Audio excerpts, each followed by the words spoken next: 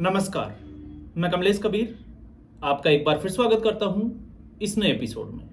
आज के इस एपिसोड में हम बात करेंगे 9 अप्रैल को होने वाले केरलम के विधानसभा चुनाव की।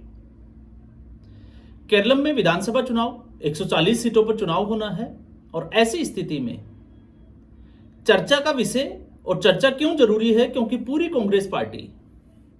कांग्रेस पार्टी के लिए एक दूसरा राज्य जिसमें 10 साल की एंटी इनकम्बेंसी होने के बावजूद कांग्रेस पार्टी केरलम को ज्यादा तवज्जो दे रही है, असम को तवज्जो नहीं दे रही है।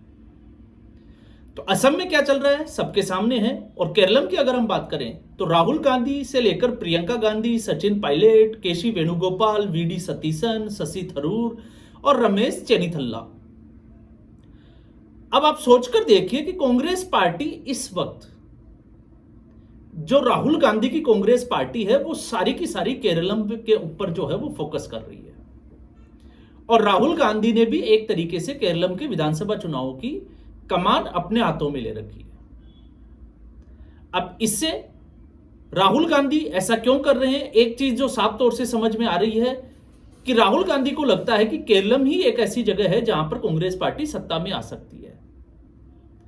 तो इससे राहुल गांधी के ऊपर जो सवालिया निशान उठना शुरू हो गए थे कि राहुल गांधी लगातार चुनाव हार रहे हैं, हार रहे हैं। तो ऐसी स्थिति में शायद वो केरलम में अगर यूडीएफ जीत जाता है एलडीएफ से, तो राहुल गांधी और राहुल गांधी के जो कार्यकर्ता है वो उनके साथ जुड़े रहेंगे। तो मेरा जो सोचना है, मेरा जो मानना है वो ये है कि कांग्रेस पार्टी के लिए अपने कार्यकर्ताओं को जोड़कर रखना इस बार केरलम विधानसभा चुनाव में सबसे बड़ी चुनौती होगी। क्योंकि अगर कांग्रेस पार्टी इस चुनाव में हार जाती है तो कांग्रेस पार्टी बिखर जाएगी। इसके अलावा क्योंकि राहुल गांधी और प्रियंका वाड्रा, केरल के राजनीतिक समीकरण को अगर हम धर्म के आधार पर देखते हैं, ध्रुवीकरण के हिसाब से देखते हैं, तो 50% के आसपास हिंदू आबादी, इसके अलावा 27% मुस्लिम आबादी और 16% के आसपास जो है वो ईसाई आबादी। तो अब तक जो ट्रेंड रहा है वो एक तरीके से आप कह सकते हैं कि हिंदुत्ववादी विचारधारा के खिलाफ, या फिर हम इसको कह सकते हैं कि दक्षिणपंथी जो राजनीति है उसके खिलाफ रहा है। और यही एक वजह है कि वामपंथी विचारधारा और मुस्लिम लीग उसका दोनों का गढ़ रहा है केरला। तो 2019 के लोकसभा चुनाव राहुल गांधी को पहले ही लग रहा था कि अमेठी से वो चुनाव हार सकते हैं। तो कांग्रेस पार्टी ने एक सुरक्षित सीट ढूंढी और वो थी वायनाड की सीट। तो गांधी परिवार की स्थिति में अगर आप देखोगे तो राहुल गांधी हो चाहे प्रियंका वाड्रा हो, इन दोनों के लिए केरलम से ज्यादा सुरक्षित जगह कोई नहीं हो सकती। और दोनों को ही अगर आप देखोगे लोकसभा की दृष्टि से, तो प्रियंका वाड्रा की तो एंट्री ही वायनाड से होती है। तो इससे यह भी जो है वो ज्यादा महत्वपूर्ण हो जाता है। अब ऐसे में अगर हम चुनौती के हिसाब से देखते हैं तो चुनौती क्या है, तो इस वक्त चुनौती है एलडीएफ और यूडीएफ के आरोप और प्रत्यारोप आपने देखे होंगे। पिनराई विजयन सीधे तौर पर राहुल गांधी की समझ के ऊपर सवालिया निशान खड़े कर रहे हैं, जबकि कांग्रेस पार्टी जो है वो आरोप लगा रही है कि पिनराई विजयन भारतीय जनता पार्टी नरेंद्र मोदी के साथ मिले हुए हैं। तो किसी भी राज्य का मुख्यमंत्री, चाहे वो भाजपा शासित हो या फिर विपक्षी पार्टी का किसी भी जो शासित राज्य है, मुख्यमंत्री और केंद्र सरकार, आप समझ सकते हैं कि इन दोनों के बीच में क्या रिश्ता है। तो ये हमारा एक, जिसको हम कहें कि संवैधानिक रिश्ता होता है। लेकिन यहां पर जो है वो आरोप और प्रत्यारोप। तो ये आरोप और प्रत्यारोप क्यों है, इसका अगर आप जवाब ढूंढोगे तो पिनराई विजयन के उस स्टेटमेंट को जो हालिया दिया गया है कि सॉफ्ट हिंदुत्व की वजह से कांग्रेस पार्टी का vote bank Bharatiya Janata party की तरफ खिसक रहा है, और यही जो वोट बैंक है जिसको लेकर केरलम विधानसभा चुनाव की दशा टिकी हुई है और यह निर्णायक साबित होगा। तो इसमें आज की स्थिति में आप ये नहीं कह सकते कि एलडीएफ जीत रहा है या यूडीएफ जीत रहा है।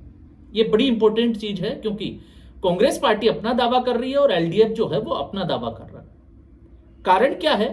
कारण यह है कि अगर आप मुस्लिम वोट बैंक की बात करते हो, तो मुस्लिम वोट बैंक अगर कांग्रेस पार्टी सॉफ्ट हिंदुत्व की तरफ जाती है, क्योंकि हिंदुओं की राजनीति में अगर आप देखोगे तो हिंदू बटा हुआ, 2024 के बाद एक जागरूकता जो है वो आई है।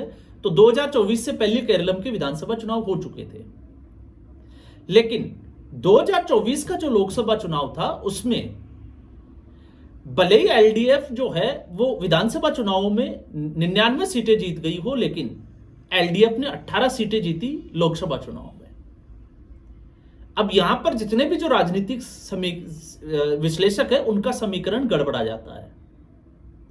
वो उसको विधानसभा चुनाव और लोकसभा चुनाव इन दोनों को मिक्स करके देखते हैं, लेकिन उसके बाद जो घटनाक्रम हुए उस घटनाक्रम को अगर आप देखोगे तो ये तो आप 27% जो अल्पसंख्यकों की आबादी है, तो आप समझ सकते हैं वो भारतीय जनता पार्टी के साथ कतई नहीं जाएगी। ये इस देश की सच्चाई है। लेकिन सवाल है 16% का, क्योंकि 27% तो राहुल गांधी की जितने भी जो रैलियां हैं केरलम में, चाहे वो लोकसभा के लिए हुई हो कैसे भी, तो मुस्लिम लीग के झंडे जो है वो आमतौर पर देखे जाते हैं कांग्रेस पार्टी से ज्यादा। लेकिन जब ईसाइयों की बात करते हैं 16%, तो ईसाई जो समुदाय है वो कांग्रेस पार्टी से दूरी बनाता हुआ दिखाई दे रहा है। और उसका परिणाम अगर आपने देखना है तो तिरुवनंतपुरम में भारतीय जनता पार्टी ने अपना मेयर तक बना लिया, और त्रिशूर क्षेत्र को भी हम जो है वो नजरअंदाज नहीं कर सकते, जो कि कांग्रेस पार्टी का एक गढ़ जिसको हम कह सकते हैं कि माना जा सकता है यूडीएफ के लिए। तो और भारतीय जनता पार्टी को इससे ज्यादा की अगर हम बात करें तो वो है कि जो 6% के आसपास वोट शेयर हुआ करता था भारतीय जनता पार्टी का, वो वोट शेयर बढ़कर 11 से 12% हो गया है। तो यहां पर भारतीय जनता पार्टी की भले ही सीटें ना आए, लेकिन भारतीय जनता पार्टी कांग्रेस पार्टी के लिए बड़ा खतरा जो है वो साबित हो सकती है। उस गठबंधन के लिए यह साफ तौर से देखा जा सकता है। अब इसमें कुछ लोगों को जो है वो ईसाई से, क्योंकि राहुल गांधी ने भारत जोड़ो यात्रा शुरू की थी दक्षिण से उत्तर वाली, तो वो एक पादरी के घर पे गए थे। वो स्टेटमेंट भी आपने देखा होगा कि नंगे पांव चलते हुए उनको शर्म आती है। इस जिसको हम कहें कि भारत माता की या भारत की जो धरती है उसकी वो बात कर रहे थे। तो राहुल गांधी को वो राजनीति पसंद है, लेकिन उसके बाद क्या बदला? तो उसके बाद क्या बदला? तो उसके बाद जो बदला वो आप समझ सकते हैं मनम्बूर की घटना से, जो मालाबार कोस्टल का एक गांव है जिसमें 600 के आसपास ईसाइयों के घर है, और वक्फ की तरफ से वहां पर यह ऐलान कर दिया गया कि यह पूरा गांव जो है वो वक्फ की भूमि है। और उसके बाद में 1000 के आसपास चर्च जो है वो वक्फ के खिलाफ खड़े हो गए। तो सीधे तौर पर आप इसको कांग्रेस पार्टी से जोड़कर देख सकते हैं, क्योंकि यहां पर मुकाबला यहीं से शुरू हो जाता है, जहां एक तरफ वक्फ के ऊपर जो है वो अंकुश लगाने के लिए वक्फ संशोधन अधिनियम 2025 भारतीय जनता पार्टी केंद्र की सरकार लेकर आई, तो दूसरी तरफ वक्फ को अनलिमिटेड जो पावर, चाहे वो 1995 की हो या फिर 2013 की हो, ये दोनों कांग्रेस पार्टी ने दी। और कांग्रेस पार्टी उसी मुस्लिम लीग के साथ खड़ी है। तो ये 16% जो आबादी है ये आपको सत्ता में तो नहीं ला सकती या सत्ता में किसी की वापसी भी नहीं करा सकती, लेकिन ये निर्णायक भूमिका जो है इसकी साबित हो सकती है। तो ऐसी स्थिति में आप अनुमान ये लगा सकते हैं कि अगर ईसाई समुदाय भारतीय जनता पार्टी के साथ जाता है और वो एलडीएफ के साथ नहीं जाता है, और एलडीएफ के साथ जाता भी है तो एलडीएफ को फायदा होगा, और अगर वो एलडीएफ के साथ नहीं जाकर अगर कांग्रेस पार्टी के गठबंधन यूडीएफ के बजाय अगर भारतीय जनता पार्टी की तरफ जाता है तो भी एलडीएफ को जो है वो यूडीएफ को बड़ा झटका लग सकता है।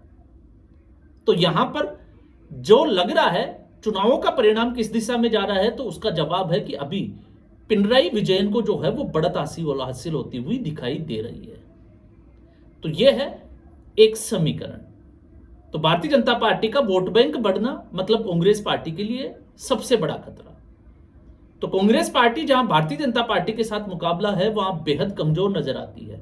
और उससे भी बड़ी चुनौती की अगर आप देखोगे तो कांग्रेस पार्टी की भले पूरी हाईकमान जो है वो केरलम के ऊपर फोकस हो, लेकिन चाहे वो वीडी सतीसन हो, रमेश चेन्नीथल्ला हो, इन दोनों ने खुले तौर पर यह ऐलान कर दिया कि वो मुख्यमंत्री पद के उम्मीदवार है।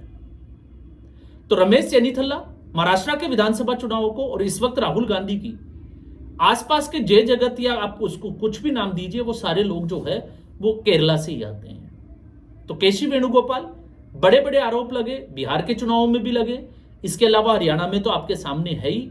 और उसके बाद अब केसी वेणुगोपाल की जो महत्वाकांक्षा वो सीधे तौर पर दिखाई देती है, जो कि शशि थरूर के साथ एक विवाद का बड़ा कारण बनती है। और इस वक्त टिकट वितरण को अगर आप देखोगे तो उसमें केसी वेणुगोपाल का प्रभाव साफ तौर से दिखाई देगा, जिससे नाराज है रमेश चेन्नीथल्ला, वीडी सतीशन, आप उनको नजरअंदाज नहीं कर सकते, जो कि सांसद भी है। और इसके अलावा रमेश चेन्नीथल्ला, वीडी सतीशन, आप देखिए शशि थरूर, तो ये वो लोग हैं जो आंतरिक गुटबाजी, अब इस गुटबाजी से कांग्रेस पार्टी कैसे बच सकती है? तो कांग्रेस पार्टी के लिए, जिन लोगों को यह लगता है कि कांग्रेस पार्टी के लिए केरलम सबसे आसान जगह है इस चुनाव में, मुझे लगता है कि यहां पे टफ फाइट मिलेगी पिनराई विजयन से, भारतीय जनता पार्टी के बढ़ते हुए वोट शेयर से, भले ही चाहे प्रियंका वाड्रा वहां चली जाए, राहुल गांधी चले जाए, या फिर केसी वेणुगोपाल के साथ में कांग्रेस पार्टी की बड़ी लीडरशिप जो है वो केरल में जाके डेरा तक डाल ले। तो आज के एपिसोड में बस इतना ही। उम्मीद करूंगा वीडियो एपिसोड आपको पसंद आया होगा। वीडियो को लाइक करें, शेयर करें, चैनल जरूर सब्सक्राइब करें। धन्यवाद।